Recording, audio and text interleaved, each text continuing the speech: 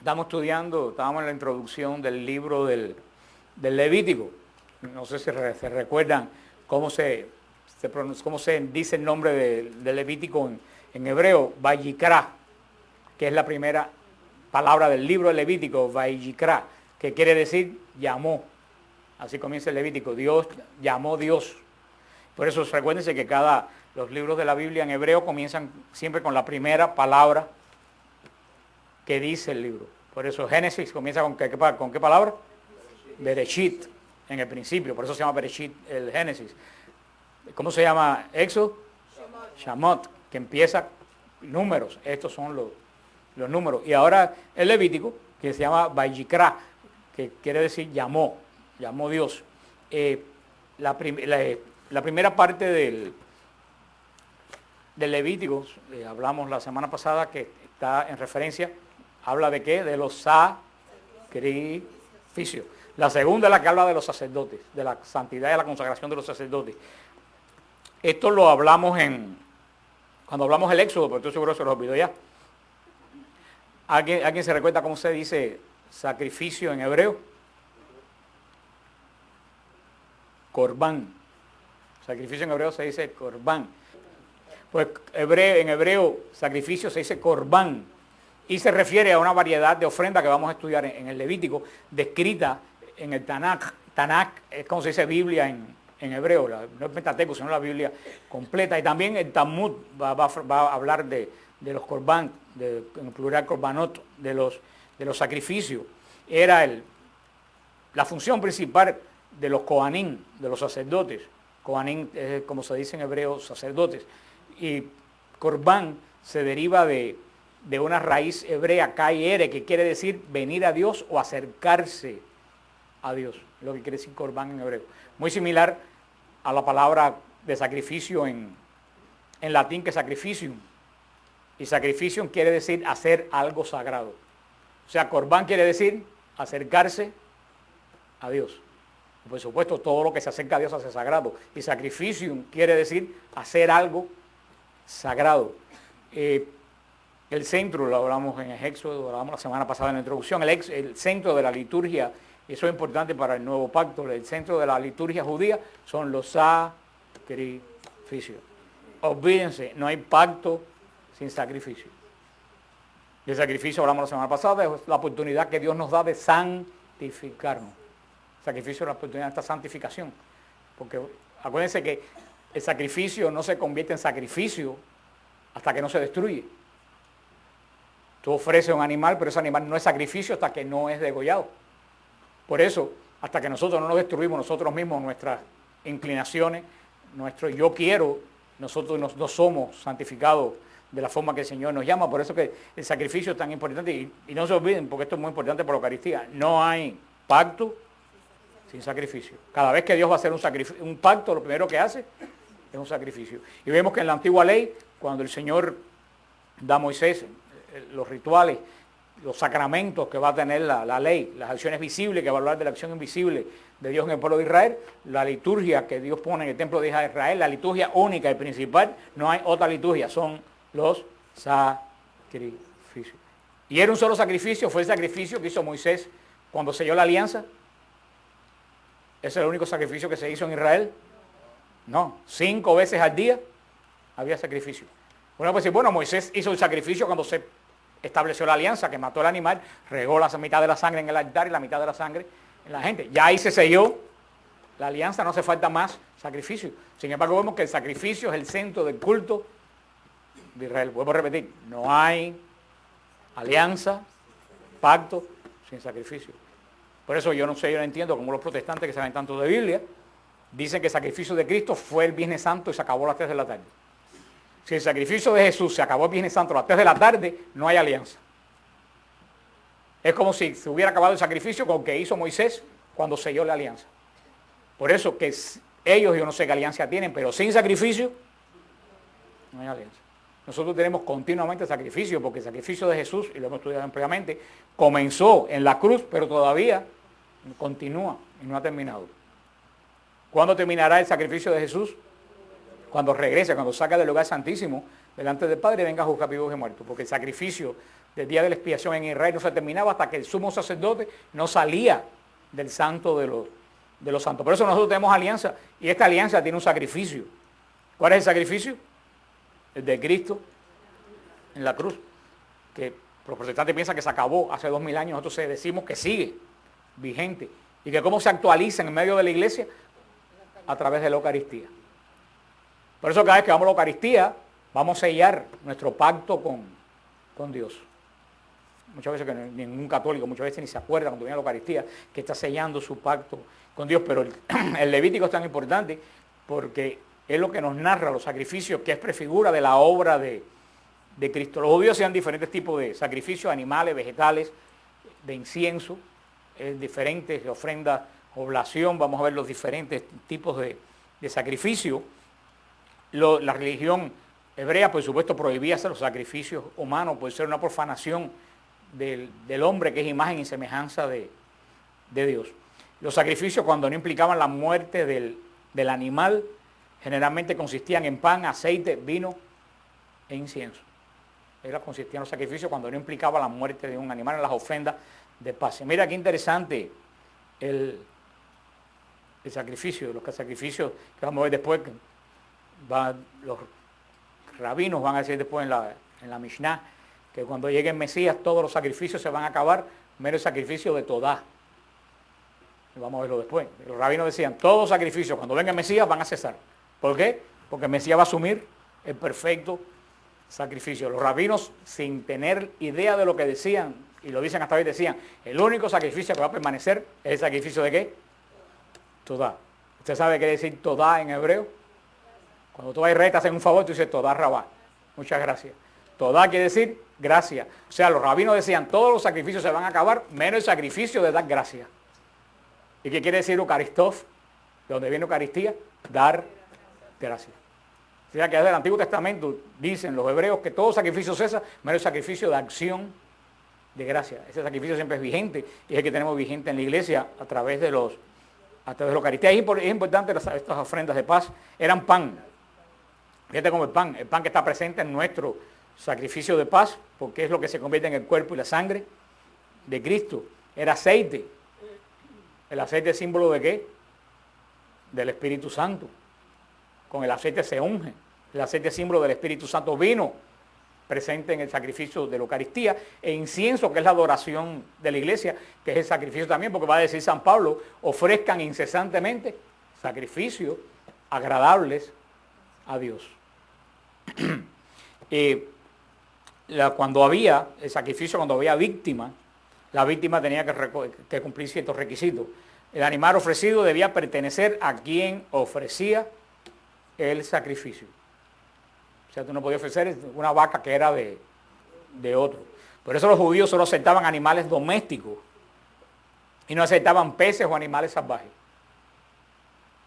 Porque tú no podías pescar y traérselo a Dios. No, el sacrificio, parte del sacrificio es lo que tú das, por eso tenía que ser propio tuyo.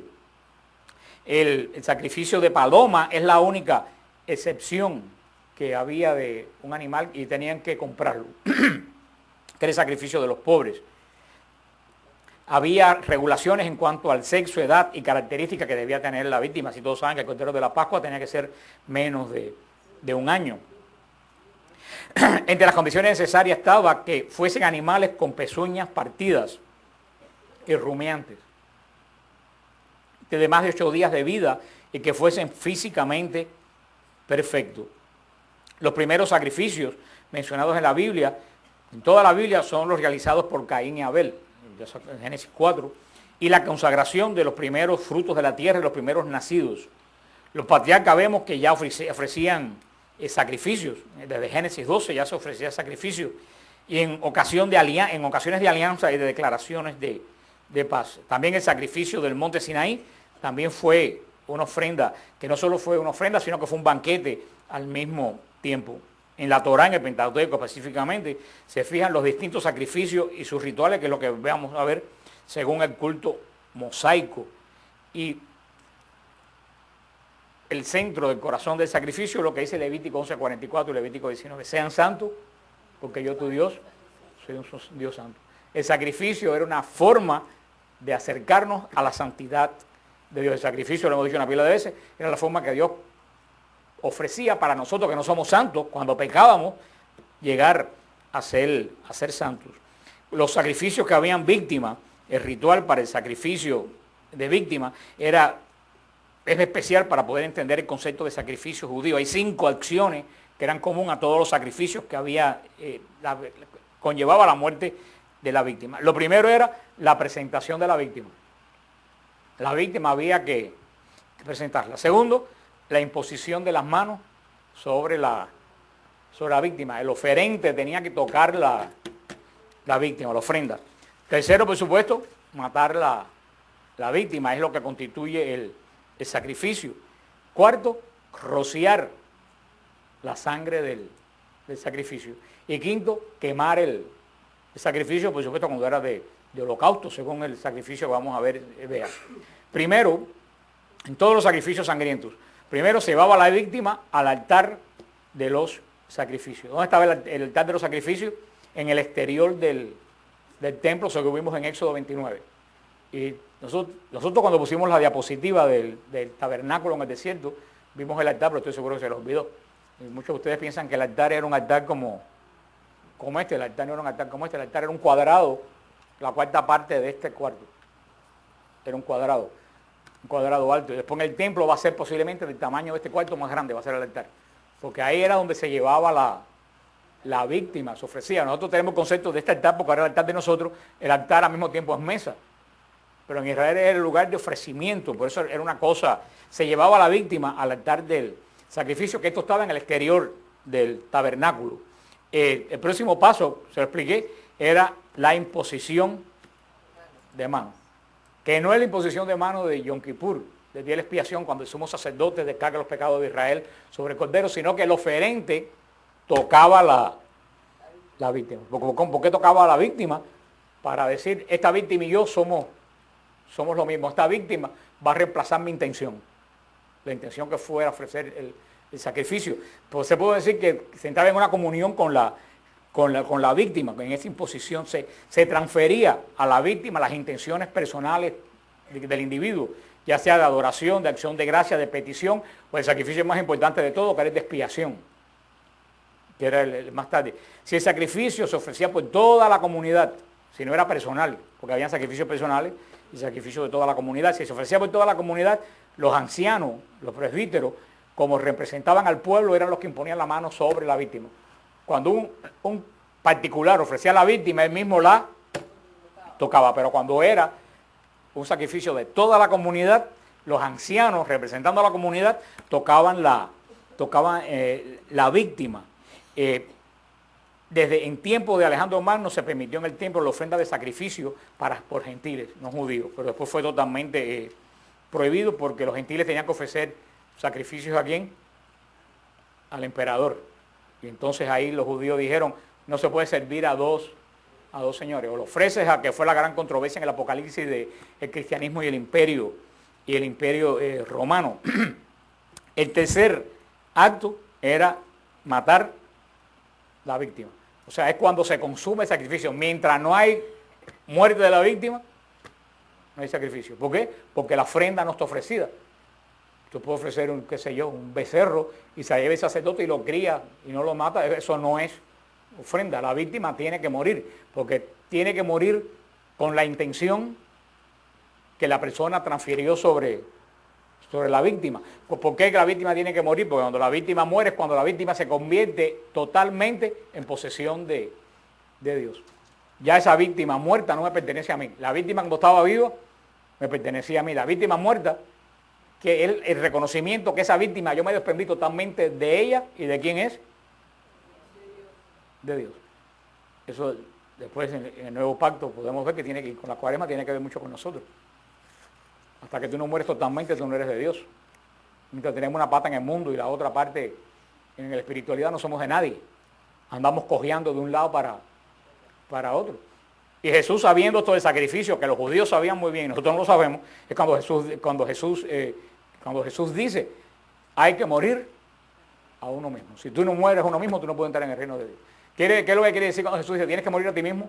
Tienes que convertirte en ¿qué? en víctima, en holocausto.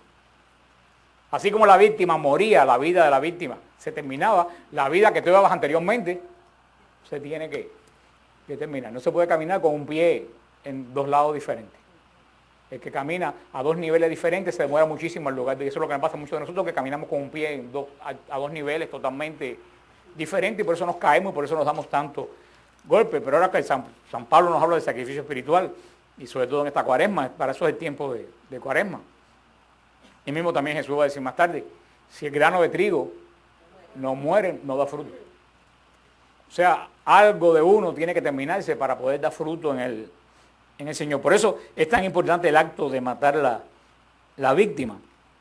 Después, se mataba casi siempre haciendo un corte en el cuello de la víctima.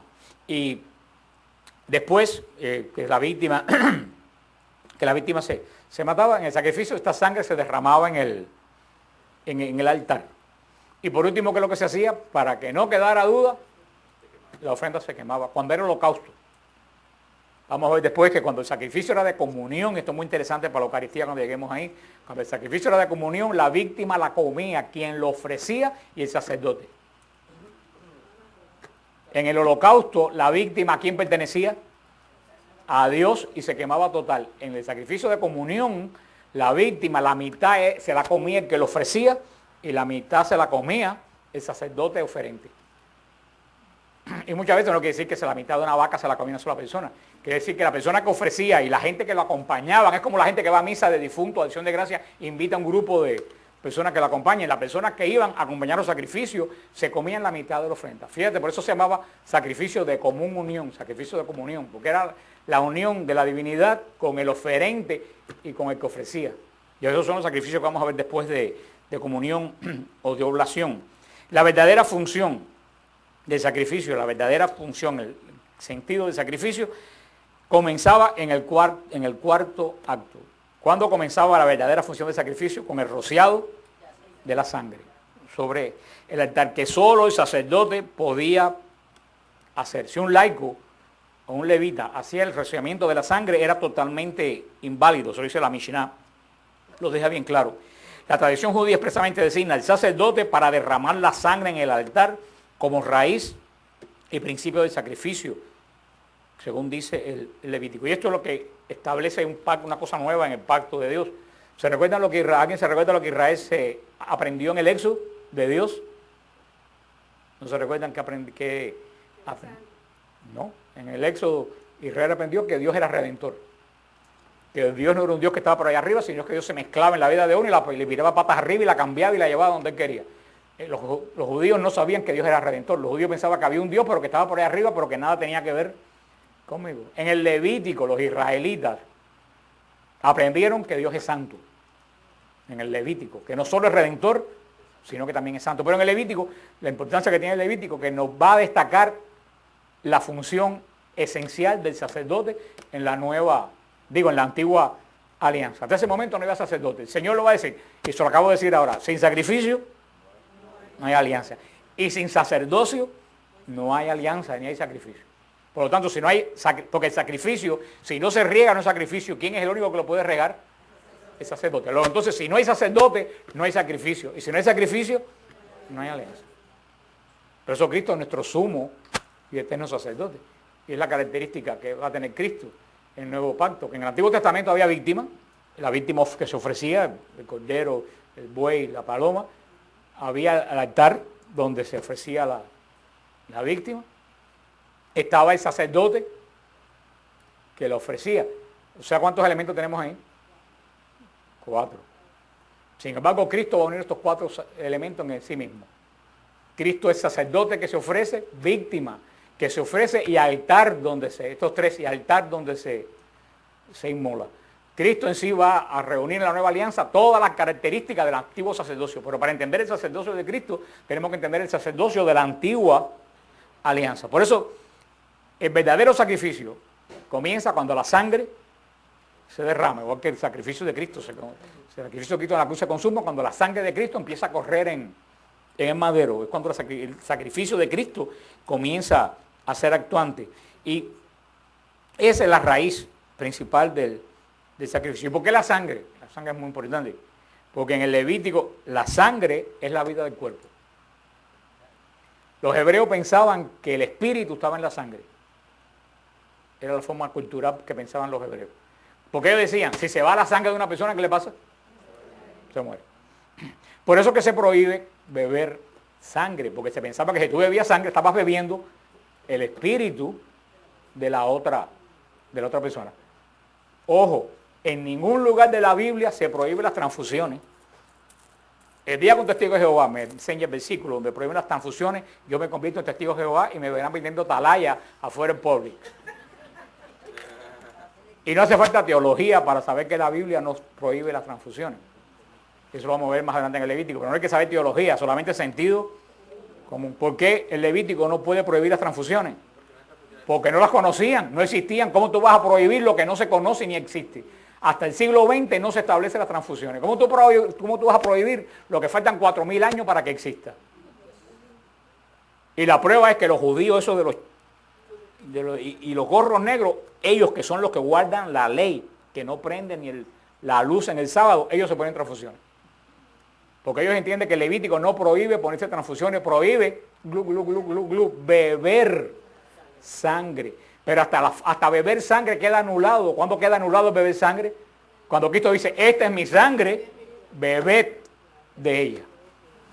Porque Cristo quiere que nosotros participemos de su vida, que tengamos la vida de él. Y para los hebreos, ¿dónde estaba la vida? En la sangre. Cristo solamente no quiere ser un redentor de fuera, quiere que el espíritu ver penetre en ti. Por eso cuando dice beban, nosotros no entendemos esa forma de hablar de Cristo, pero los judíos sí. Cuando dice tomad y bebed, beban la sangre, los judíos se quedarían con la boca abierta, porque Cristo estaba diciendo, van a beber mi propio ser, mi propia vida, mi propio espíritu. Que a nosotros los seres hebreos hemos perdido la belleza del lenguaje de Jesús en el Evangelio. Ah, sí, tomad y bebed, qué bien, pero esa gente no entendieron eso. Esa gente entendieron que Jesús era la única vez en la vida que Jesús decía, no pueden tomar la sangre de un animal porque toman su espíritu, pero ustedes sí van a tomar mi sangre porque me van a entrar en una comunión tan perfecta conmigo que mi vida va a hacerse junto como la vida de ustedes. Como cuando le ponen una transfusión, que la sangre de otra persona va a formar parte de tu sangre. La vida, según los judíos, estaba en la sangre. Por eso cuando se derramaba la sangre, quiere decir que la vida ya no pertenecía al animal ni al oferente que lo tocó, sino pertenecía ¿a quién? A Dios. Y el quinto, quemar el sacrificio. Vamos a ver, se hace de diferentes maneras. Si era holocausto, se quemaba completo, o si era de ofrenda de comunión, se hacía solamente parcial. El holocausto, lo dice, está en Levítico 1, vamos a abrir Levítico, y dice así, llamó Dios a Moisés, ahí está, llamó Dios a Moisés, y le habló así desde la tienda del encuentro. Vi esto a los israelitas, cuando alguno de ustedes presente al Señor una ofrenda, podrá hacer su ofrenda de ganado mayor o menor. Si su ofrenda es un holocausto de ganado mayor, ofrecerá un macho sin defecto. Lo ofrecerá de entrada de la tienda del encuentro para que sea del agrado de Dios. Son las características principales. La ofrenda no podía tener defecto. El Señor nos conoce bien. Y si no, todo el mundo sabía que iban a comprar la vaca, que le faltaba un ojo, una pata, porque la vendían barata y la ofrezco a Dios. Ríanse, pero eso es lo que hacemos todos nosotros. Le ofrecemos a Dios ofrenda, que le falte un ojo, le falte una pata. Le ofrecemos a Dios lo que ya nadie quiere, o lo que no me duele. El sacrificio no podía ser nada, algo defectuoso, tenía que ser algo, para que fuera sacrificio tenía que dolerte lo que tú estabas ofreciendo. Por eso el Señor es bien claro, sin defecto. El Señor, así como pide oro puro para el arca, lino y púrpura pura para el vestido de los sacerdotes y ofrendas preciosas para el culto del templo para los sacerdotes, pide como sacrificio lo mejor de lo mejor. La víctima no podía tener ningún defecto. Fíjate el versículo 4, impondrá su mano sobre la cabeza de la víctima. Vamos a ver que después en el capítulo 7, ahora el Señor está explicando lo que se hace en el oferente del sacrificio. En el capítulo 7 va a explicar lo que los sacerdotes hacen con el sacrificio. Por eso se vuelve a hablar del holocausto en el capítulo 7 de nuevo. Impondrán su mano sobre la cabeza de la víctima y será aceptada favorablemente para expiación. Esta palabra es clave. El sacrificio del holocausto era para expiación. Vamos a ver después qué quiere decir eso, porque van a ver que no es el sacrificio de holocausto lo que ustedes piensan que era. Y será de expiación. Inmolará el novillo ante el Señor los hijos de Aarón. Los sacerdotes ofrecerán la sangre y la derramarán alrededor del altar que está a la entrada de la tienda del encuentro. Desollará después la víctima, descuartizará. Los hijos de Aarón, los sacerdotes, pondrán fuego sobre el altar y echarán leña al fuego. Luego los hijos de Aarón, los sacerdotes, dispondrán las porciones de la cabeza y la grasa encima de la leña que se ha echado al fuego del altar. Él lavará con agua las entrañas y las patas y el sacerdote lo quemará todo en el altar. Es un holocausto, un manjar abrasado de calmante aroma para el Señor. Si su ofrenda es un holocausto de ganado menor, de ovejas, cabras, ofrecerá un macho sin defecto. Lo inmolará al lado septentrional del altar, delante del Señor. Y los sacerdotes, hijos de Aarón, fíjate que continuamente repite, los sacerdotes, hijos de Aarón, para que no haya engaño. Nadie que no fuera de la casa de Aarón podía ser sacerdote, por muy santo, por muy bueno que fuera, por mucha intención que tuviera de servir a Dios. Tú eres muy santo, tú eres muy bueno, de intención de servir a Dios, fantástico. Ponte a limpiar el templo, pero vete a una sinagoga, pero no puedes ser sacerdote. Hay un orden de Dios en la antigua alianza, de la casa de Aarón. En la nueva, sucesor directo de los apóstoles. Si no, tú no puedes ser.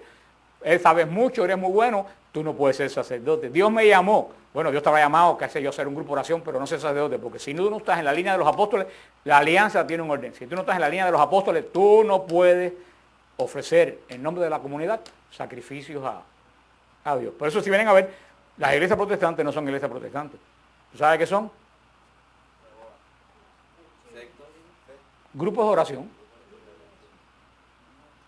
No hay sacrificio, no hay sacerdocio, no son iglesias, son grupos. Yo aunque se me olvida Patti, la esposa de mi sobrino Manolo, que ¿se acuerdan de algunos se acuerdan de Patti? Patti venía de la iglesia pentecostal y cuando vino por primera vez aquí, al final vino y me dijo, pero lo que ustedes hacen aquí es lo mismo que hacen en mi iglesia los domingos. Digo, claro, porque tu iglesia no es iglesia, es un grupo de oración. El domingo nosotros no hacemos esto, el domingo ofrecemos el sacrificio solemne a Dios. Eso es lo que nos diferencia de ustedes. Ustedes es posible, la iglesia protestante, que sean como la sinagoga, pero nosotros somos el templo. En la sinagoga se podía estudiar la ley y se podía orar, pero en la sinagoga no se podía ni se puede adorar. La adoración solamente se podía hacer a través de ¿qué? Del sacrificio en el altar delante del pacto de Dios. Si no había altar y sacrificio, no había adoración. Por eso la adoración solamente la tiene la iglesia católica, no la tiene nadie más. Los demás estudian la Biblia, lo triste es que engañan a la gente, le dicen que hay adoración cuando lo que hay es puro culto de emoción o cuando más estudio de la Biblia. Y eso es lo que mucha gente no dice, por eso es que me busco los líos que me busco. Dice, si tu ofrenda al Señor es un holocausto de aves, presentará como ofrenda tórtolas o pichones. El sacerdote lo ofrecerá en el altar, le quitará la cabeza y la quemará en el altar. Su sangre será exprimida contra la pared del altar. Nosotros a lo mejor tenemos una idea un poco equivocada del templo de Jerusalén. El templo de Jerusalén parecía más una carnicería que una iglesia de hoy. La parte afuera, la parte donde estaban los altares, claro, dentro del templo no, ya dentro del templo nada más que había incienso y los panes de la propiciación. Pero afuera continuamente era degollando, porque eran 5 sacrificios cultuales por todo el pueblo, pero continuamente se ofrecían sacrificios uno detrás de otro, que eran sacrificios privados. Y era continuamente matando animales, la sangre corriendo, descuartizando animales. No era lo que nosotros no tenemos idea de lo que es una... El lugar santísimo sí se mantenía limpio, el lugar del incienso, el lugar de la adoración. Y es que es así, porque ¿por qué se ofrecieron sacrificios?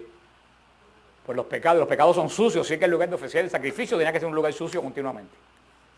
Después que tú sacrificas, entras al templo, ¿cómo estaba el templo? Limpio y oloroso incienso. Así es la vida del cristiano.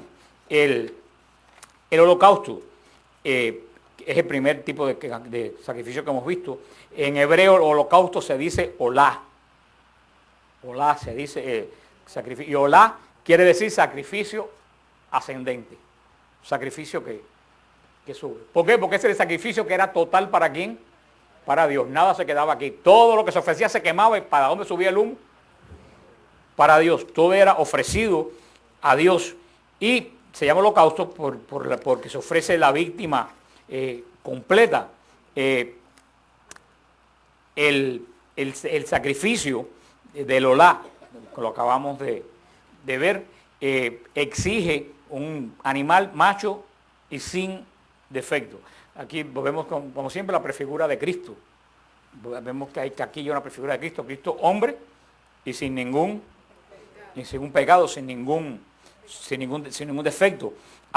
Estos eran los sacrificios expiatorios, que eran, sobre todo el holocausto era el sacrificio central muchas veces del templo, a excepción del día de la expiación. Debía ser un sacrificio continuo. Y sobre todo el sacrificio de holocausto, lo más importante era en la mañana y en el anochecer. Eran los dos sacrificios principales de Israel de holocausto.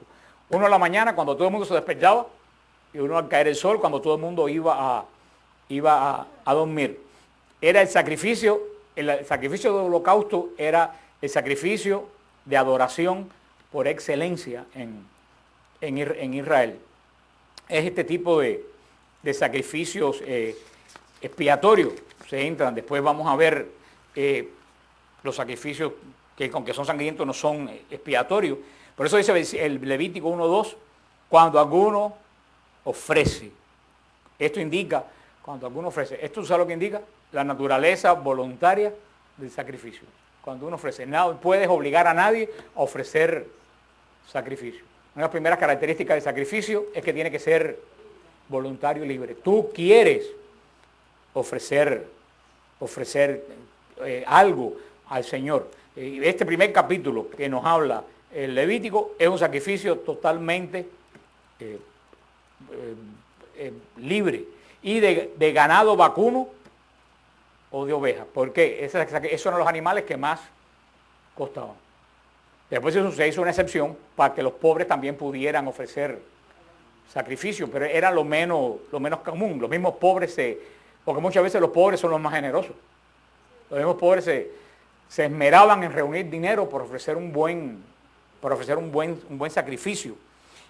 Si su ofrenda fuere holocausto, es lo que dice Levítico 1:3, o sea, una ofrenda que va a subir, dice un teólogo que estaba leyendo que la palabra holocausto viene de holos, que quiere decir todo. Holocausto es la palabra griega de corbán en hebreo. Dice que la palabra holos quiere decir todo.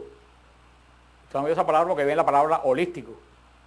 Quiere decir, holos quiere decir todo y causto quiere decir quemado. Holocausto quiere decir un sacrificio, todo quemado. Sacrificio donde se quemaba la víctima, ofrenda generosa también lo van a llamar después la misma ofrenda. Las ofrendas que ofreció Abel, que ofreció Noé y que ofreció Abraham en tiempos más antiguos fueron sacrificios de holocausto. Fueron sacrificios de ofrenda, fueron sacrificios de todo, que pertenecía a quién, a Dios. Esa es la idea del holocausto, entregarse totalmente al Señor. Eso fue lo que hizo Abraham cuando se rindió de corazón al Señor. ¿Y qué le pidió el Señor? Lo más preciado que tenía Abraham. ¿Era un buey?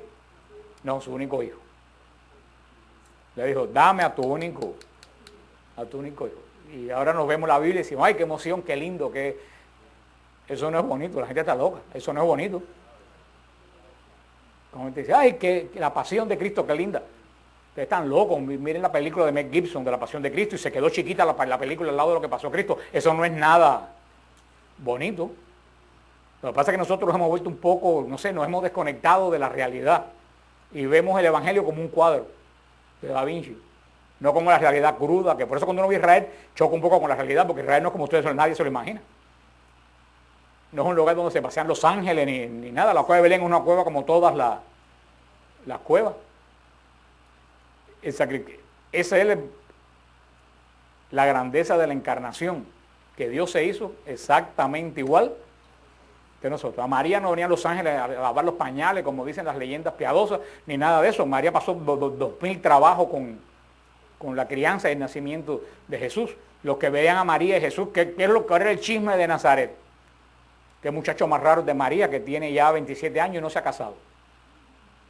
Cuando se casaban los muchachos a los 17, 18 años. O sea, quiere decir que a Cristo lo veían como un muchacho más de Nazaret. No veían nada espectacular en Jesús hasta que empezó su obra mesiánica. O sea, nosotros, a mí el mejor elogio que me han dado en mi vida, yo no soy de hablar de elogio, pero este sí me encanta este elogio, porque el mejor elogio es que una judía, muy conocedora de la Escritura, me dijo, de toda la gente que viene por Israel, tú eres el que más estás metido dentro de la cultura judía.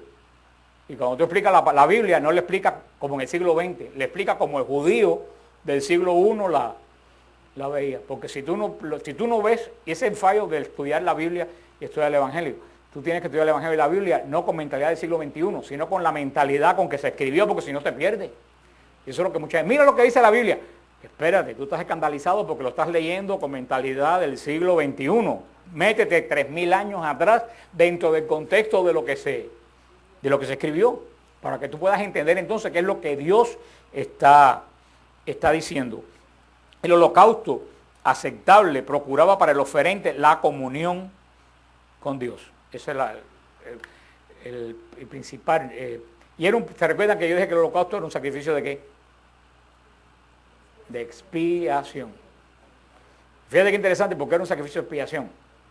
El holocausto no se ofrecía para perdón de los pecados. El holocausto se ofrecía para restablecer la comunión con Dios. Para el daño que sufrió la comunión con Dios con el pecado fuera restablecido. Los sacrificios por el pecado van a ser los sacrificios expiatorios. Que era cuando se ofrecía, vamos a ver después cuando lleguemos ahí, se ofrecía a la víctima, se ponía las manos en la cabeza de la víctima y ahí el oferente confesaba su pecado en voz alta, porque los judíos tenían confesión en el medio del sacrificio. Ese era el sacrificio para perdonar los pecados. El holocausto no era para perdón de los pecados, el holocausto era para restablecer la comunión del que lo ofrecía con Dios. Ese era un sacrificio expiatorio. Porque lo que había en el medio va a ser quitado no por mí, sino por quién, por la víctima que yo ofrecí. Y esa es la expiación de Cristo.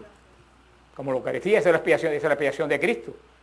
Que la hermana preguntaba después lo que es propiciación y expiación. En la expiación, por medio de la víctima, se quita el pecado del que lo ofrece. Perdón, se restablece, se quita lo que rompe la comunión del hombre con Dios. Y por eso tenemos que entender bien lo que dijo ahorita, que el holocausto no es un sacrificio de perdón de los pecados, es un sacrificio de restauración. Y por eso la Eucaristía también es un sacrificio de restauración, porque restablece mi común unión con Dios. Por eso antes de recibir la Eucaristía, tienes que haber sido perdonado tus pecados. Porque antes de ofrecer el holocausto, la persona tenía que ofrecer expiación por su pecado primero, sacrificio de expiación. Y confesar sus pecados antes de ofrecer el sacrificio de restauración. Cristo va a ser la perfección, por eso tenemos que conocer este sacramento, este sacrificio que nos habla el Levítico. Por eso va a decir un poco más adelante, va a decir la palabra de Dios, sacrificio y expiación no te agradan, sino ¿qué cosa? Hacer un corazón contrito y hacer la voluntad de Dios. ¿Por qué? Porque el sacrificio, y lo hablamos cuando hicimos la introducción hace varios días, el sacrificio, si primero no conlleva un cambio de vida, es un acto externo que no tiene valor ninguno. O sea, recuérdate, el sacrificio es un sacramento de la antigua alianza. Un sacramento es una acción visible de una invisible. Si tú vienes por ofrecer un sacrificio, por ofrecerlo, o porque la gente te vea, o para tú lucir piadoso, o porque todo el mundo lo hace, ese sacrificio no tenía valor ninguno. Tenía que haber un cambio de actitud, un deseo interno de agradar. Por eso, el culto judío se volvió tan rutinario que va a decir el profeta más tarde, a mí ni sacrificios ni holocaustos, a mí el olor de los holocaustos de ustedes me da náusea, me da asco. Para que a un judío le digan eso, el sacrificio tuyo me da asco. Yo no quiero sacrificio, yo lo que quiero es un corazón humillado y contrito, alguien que quiera hacer mi voluntad. Porque si primero no había el cambio, el sacrificio. Y eso es lo que pasa actualmente, que la gente que va a misa y no sabe ni para qué va, ni a qué va, ni ora, ni nada. No, muchas veces se va más a ofender a Dios que a alabarlo.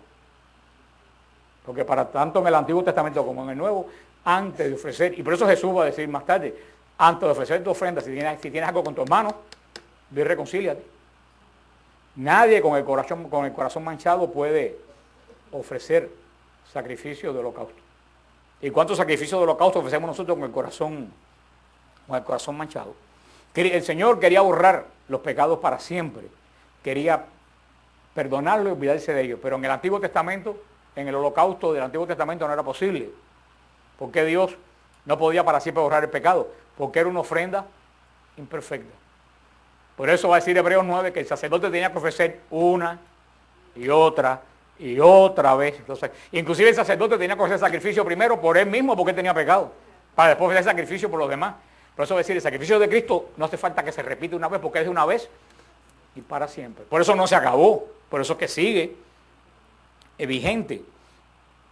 Se ofrecerá a la puerta del tabernáculo la presentación de la víctima, que hablamos del 4 al 6, que está hecha según la voluntad de Dios. Y eso es muy importante, el tabernáculo no era sitio de reunión. Tenemos que tener bien claro, el tabernáculo no era sitio de reunión. ¿Cuál era el sitio de reunión? La sinagoga. El tabernáculo era el lugar donde Dios y el hombre tenían un encuentro a través del sacrificio. El pueblo no entraba al tabernáculo, el pueblo se quedaba afuera. ¿Quién es el único que entraba al tabernáculo? El sumo sacerdote. Asimismo, ¿quién entra en este momento delante del trono de Dios? Cristo. Los demás nos quedamos afuera y dependemos de la mediación de Cristo. Sin la antigua alianza, todos los judíos dependían de la expiación que hacía el sumo sacerdote.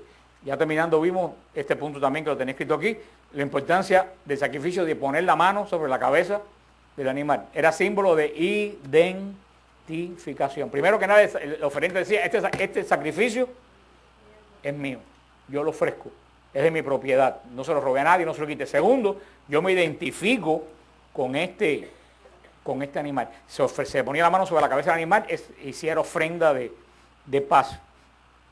Después, en los otros sacrificios, que vamos a ver la semana que viene, porque nos quedan 3 minutos, los sacrificios de ofrenda, que son muy interesantes, y los sacrificios de paz, que son más interesantes porque la relación que tienen con la Eucaristía, porque este sacrificio de holocausto, más que nada tiene en común con qué.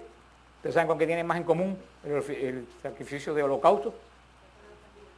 No tiene más en común con la mediación de Cristo. Es el sacrificio de restablecer el pacto entre Dios y entre Dios. Claro que la Eucaristía es el resumen de todos los sacrificios, pero este no era un sacrificio de común unión, era un sacrificio de restauración. Sin restauración no hay comunión. No puede haber comunión sin restauración. ¿Cómo tu marido y una mujer pueden tener comunión de espíritu si están fajados? ¿Qué es lo primero que tiene que haber? Restauración de la relación para que después haya comunión entre los dos. Ese es el ejemplo que pone Cristo del matrimonio de Dios con Israel. Si primero no hay restauración, no puede haber comunión. Y eso es lo que pasa a mucha gente hoy en día, que trata de tener comunión sin tener restauración. Cristo provee las dos cosas. Cristo provee la restauración y la comunión. A través del mismo sacrificio. Pero ¿de dónde nos viene la restauración hoy en día? De la confesión y la comunión de la Eucaristía. Y los dos vienen del único sacrificio de Jesús, no vienen de dos sacrificios diferentes, porque es el único sacrificio. En este sacrificio, el poner las manos a la cabeza, tengan presente, no quería decir que se transferían los pecados, eran otro tipo de sacrificio. Este era un sacrificio de expiación. Y más que nada, la palabra expiación, si se va a buscar el sentido original hebreo, muy antiguo de la palabra expiación, a lo mejor no nos dice nada. La palabra expiación quiere decir cubrir. Expiación quiere decir cubrir. Se cubre algo. Cuando se cubre algo, ¿para qué se cubre algo? Para no ser visto, ¿no? Quiere decir, la ofrenda que yo daba cubría la falta de restauración mío o cubría mi pecado. Por eso la ofrenda se ponía entre yo y Dios. Entre yo y Dios. Por eso Cristo en esta expiación, porque Cristo se pone entre la ira justa de Dios y el pecado mío. Y cuando Dios va a ver mi pecado, en vez de ver mi pecado, ¿qué es lo que ve? A Cristo. Entonces esa es la expiación. Él cubre mi pecado. Si vienen a ver, la expiación no es más que la misericordia divina. De la expiación viene la misericordia de Dios.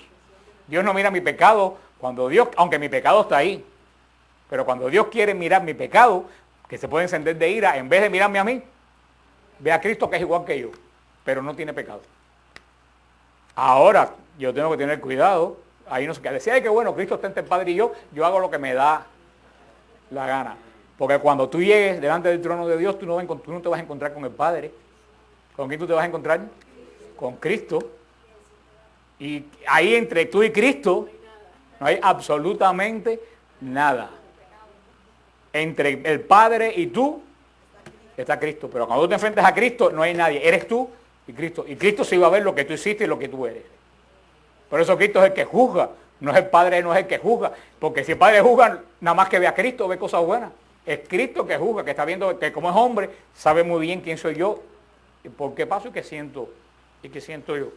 Seguimos la semana que viene con los otros sacrificios. Es muy importante dos elementos que lo veo aquí, que lo señalé y que no se habla mucho en el sacrificio. Hemos hablado de la víctima, del sacerdote, del oferente, pero para que hubiera sacrificio, tú sabes, también tenía que haber dos cosas. ¿No se imaginan qué son las cosas que hay? Leña y fuego. Si no había leña y fuego, el sacrificio no se podía quemar. Y si no se quemaba, no era sacrificio. Ay, hermano, eso es muy importante. Si no hay leña. ¿Y qué cosa es la leña? La leña es con lo que arde el fuego. La leña, en cierta forma, es lo que yo ofrezco para que el sacrificio sea verdadero sacrificio. Por eso le he dicho a ustedes montones de veces, le he hecho un cuento pero no tengo uno mejor que hacer, que una de las primeras conferencias carismáticas que yo fui en mi vida, que el padre Jordi estaba dirigiendo, lo estaban cantando el coro Manda Fuego. El padre Jordi mandó parar la canción y dijo, ustedes piden fuego, pero nadie quiere ofrecer la leña. Y eso es muy serio. Y el padre Jordi dijo, si ustedes no ofrecen la leña, no baja fuego. ¿Y qué cosa es la leña? Lo que se consume, lo que arde. La leña no es ni siquiera la víctima que se ve y es ofrecida, agradable a Dios. La leña es lo que se vuelve ceniza y basura. ¿Quién quiere hacer leña para que baje fuego? Y el padre Dios dijo, por eso es que no hay fuego en la iglesia, porque no hay nadie que quiera hacer leña. Todo el mundo quiere ser víctima, que se vea, que se resplandezca, que nadie quiere ser lo humilde, la leña. Lo que nadie le... Fíjate que hemos hablado de todo esto y nadie se ha dado cuenta que para una de las cosas principales del sacrificio es la leña, porque sin leña no hay fuego. Nosotros tenemos que poner la leña porque el fuego es el Espíritu Santo. Pero si nosotros no hacemos ofrenda de las cosas humildes, el Espíritu Santo no baja en la nueva alianza.